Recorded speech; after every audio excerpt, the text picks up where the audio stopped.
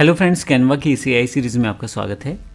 पिछले सेशन में हमने एक एआई प्रोस्पेक्ट के कुछ टूल्स की जानकारी लेना शुरू की है कैनवा की। इसी के अंतर्गत हम देखेंगे मैजिक एडिटिंग क्या होती है, जिसमें कैनवा के पास बहुत सारे टूल हैं और उसको एग्जाम्पल के साथ देखेंगे। इसके लिए मैंने एक इमेज तैयार किया है। इमेज मैंने ChatGPT से तैयार किया है। मैंने सिर्फ एक सिंपल सा प्रॉम्प्ट लिखा है, create a image with beautiful girl standing in classroom and learning English. तो देखिए, ये एक इमेज मेरे पास है। मैंने इसको डाउनलोड कर लिया है और फाइनली मैं इसको अपने कैनवा में पेस्ट कर देता हूँ। मैं इसे कैनवा के अंतर्गत ले आया हूँ और आप देखें मेरे पास यहाँ पे इमेज अवेलेबल है और यहाँ पे जो इमेज मेरे पास अवेलेबल है इसके ऊपर मैं कुछ जो मैजिक एडिटिंग है वो चाहता हूँ एडिट करना। तो इसके लिए मैं इमेज को सिलेक्ट करूँगा और यहाँ से एडिट पे क्लिक कर दूँगा और यहाँ से आपके पास मैजिक स्टूडियो के नाम से सेक्शन बना हुआ है, जिसमें आप पे जाकर बहुत सारे ऑप्शंस यूज़ कर सकते हैं, जिससे आप अपनी ऐसी इमेजेस को कहीं भी किसी भी डिज़ाइन में यूज़ कर सकते हैं। ये एडिटिंग से रिलेटेड है तो इसलिए सिर्फ एडिटिंग मैं इसमें सिखा रहा हूँ, जबकि आप इमेज को यूज़ कर सकते हैं किसी भी डिज़ाइन में। सबसे पहले इसका सबसे इंपॉर्टेंट टूल बीजी रिमूवर। इसके लिए आप यहाँ से भी क्लिक कर सकते थे, यहाँ भी क्लिक कर सकते हैं। मैं अगर इसे क्लिक कर दूँ तो आप देखेंगे कुछ ही सेकेंड में सारा का सारा बैकग्राउंड हटा दिया है और कितनी आसानी से मेरे पास सिर्फ एक गर्ल की इमेज रह गई है, जिसको मैं किसी भी डिज़ाइन में यूज़ कर सकता हूँ। मैं नीचे जाता हूँ और फिर से इसी इमेज को मैंने दोबारा पेस्ट कर रखा है और इस पर फिर क्लिक करता हूँ। बिजी रिमूवर, अब मैं यहाँ से भी क्लिक यूज़ कर सकता था, वहाँ से भी चूज़ कर सकता था। तो आप अगर बैकग्राउंड हटाना है तो बिजी रिमूवर का यूज़ कर सकते हैं। फिर से वापस आता हूँ और यहाँ पे दूसरा ऑप्शन है मैजिक इरेज़र। बड़ा ही इंपॉर्टेंट ऑप्शन है यहाँ पे। अगर आप देखें इस इमेज में ये एरो है साइड पे, थंब अप थंब डाउन का निशान है, रेड दिस इमेज, कुछ ऐसे टेक्स्ट लिखा हुआ है या कुछ ऐसा डिज़ाइन है जो मुझे नहीं चाहिए। मैजिक इरेज़र पे जाऊँगा इसके लिए, मैं ऐसी चीज़ों को हटाने के लिए। और यहाँ ब्रश साइज़ आप अप डाउन करके ब्रश साइज़ छोटा बड़ा कर सकते हैं। अब मैं क्या करूँगा, इनको जो भी आइटम्स मुझे नहीं चाहिए इनको मैं सिलेक्ट करता चला जाऊँगा ब्रश के साथ। और यहाँ पे इसी तरह से मुझे ये इमेज नहीं चाहिए, ये वाला पार्ट, तो इसको मैं सिलेक्ट कर लेता हूँ। जो भी आप चाहें इसे सिलेक्ट कर सकते हैं और इरेज पे क्लिक कीजिए। अब देखिए एआई टूल जो कि कैनवा का प्रोसेस है, उसने तीनों चीज़ों को बड़ी आसानी से हटा दिया है।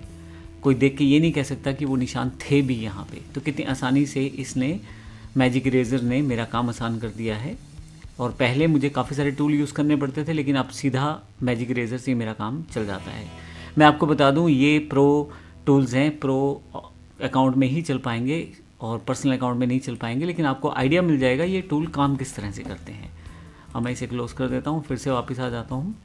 अब अगला जो पार्ट मेरे पास है, फिर से एडिट पे जाता हूँ। इसी के इमेज के ऊपर एक काम और करेंगे। यहाँ पे है मैजिक रैप। मैजिक रैप से आप क्या कर सकते हैं, कोई भी चीज़ आप चाहे तो अलग कर सकते हैं यहाँ से। जैसे एग्जाम्पल के लिए मैजिक रैप को क्लिक किया, एक इमेज आपके पास है, उसमें से कोई चीज़ आप हटाना चाहते हैं, आप उठाना चाहते हैं उस ऑब्जेक्ट को, तो माउस लेके जाएंगे। देखें सिलेक्ट करना शुरू कर दिया इसने, ये देखें।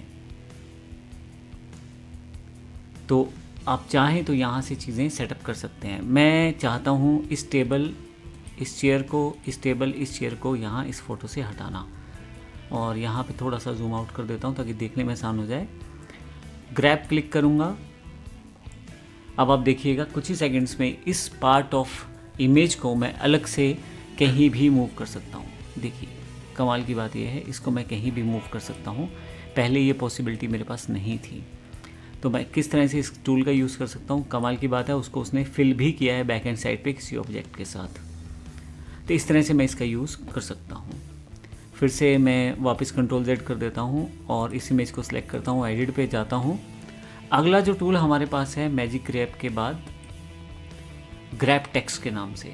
और ग्रैब टेक्स्ट के नाम से बड़ी इंपॉर्टेंट चीज़ है। जैसे मैं क्लिक करता हूँ इसे, तो टेक्स्ट अगर आपकी किसी इमेज में लिखा हुआ है तो उसे आप अलग से फिर से हाईलाइट करते हुए बाहर ला सकते हैं। तो इसने ऑटोमेटिकली इस पूरी इमेज में टेक्स्ट को पिक कर लिया है। मैं फिर भी यहाँ पे क्लिक करूँगा तो मेरे पास ये सिलेक्शन हो जाएगा, और ग्रैब पे क्लिक करूँगा तो ये टेक्स्ट इस इमेज से बाहर हो जाएगा, कुछ इस तरह से। देखिए अब ये टेक्सचर मोड में है, मैं कुछ भी इसमें एडिट कर सकता हूँ।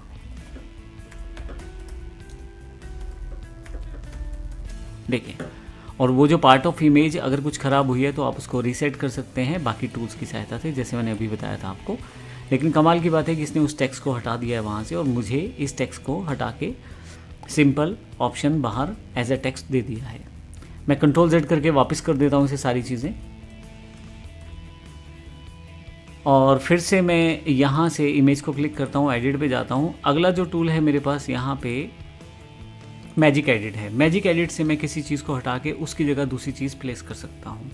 तो सबसे पहले तो मुझे वो एरिया बताना है जिसको मुझे हटाना है। तो मैं फिर से ये वाला सारा एरिया हटाना चाहता हूँ, इन बेंचेस को हटाना चाहता हूँ यहाँ से यहाँ तक, और ब्रश के साथ मैं इसको बता दूंगा कि मुझे ये वाला एरिया नहीं चाहिए अपनी इमेज में, और इसकी जगह कुछ और चाहता हूँ, वो मैं इनको अभी बता सकता हूँ टाइप करके।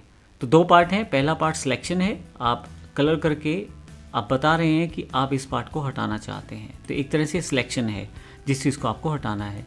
दूसरा आपको यहाँ टाइप करना है जो आप लगाना चाहते हैं। तो यहाँ मैं टाइप करता हूँ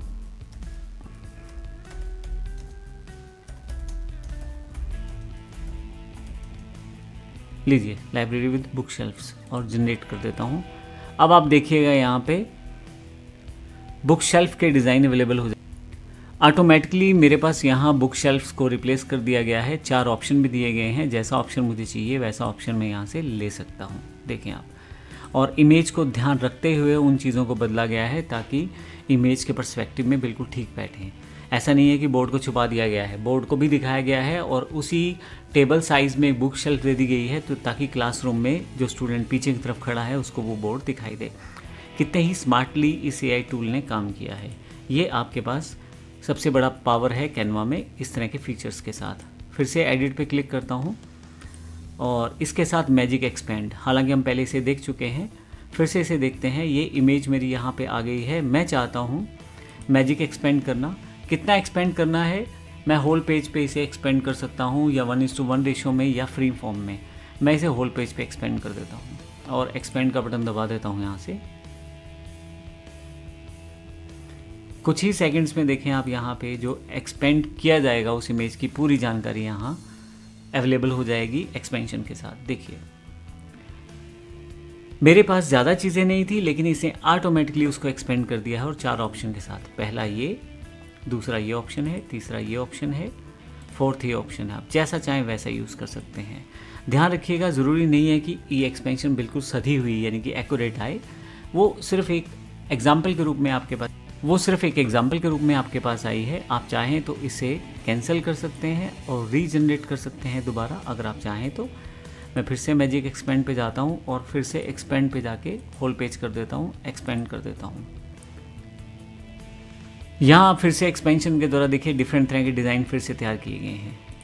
ये डिज़ाइन पिछले डिज़ाइन से बिल्कुल अलग हैं, तो आप इन डिज़ाइंस का यूज़ करते हुए फिर से इन टूल्स को यूज़ कर सकते हैं। यहाँ मैं एक बात बताता हूँ कि जब आप एक्सपेंशन करते हैं तो कुछ AI टेक्नोलॉजी का यूज़ किया जाता है। हो सकता है वो एक्सपेंशन ठीक हो या ना हो, एक्सपेंशन ठीक हो या शायद ना भी हो। आप देखिएगा कहाँ उसका यूज़ बेहतर तरीके से हो सकता है। तो बड़े बेहतर टूल्स हैं कैनवा के, जिसमें AI टूल्स के साथ आप काम कर सकते हैं और अपनी इमेजेस को बड़े आसानी से चेंज करके अपने डिज़ाइन में यूज़ कर सकते हैं। धन्यवाद।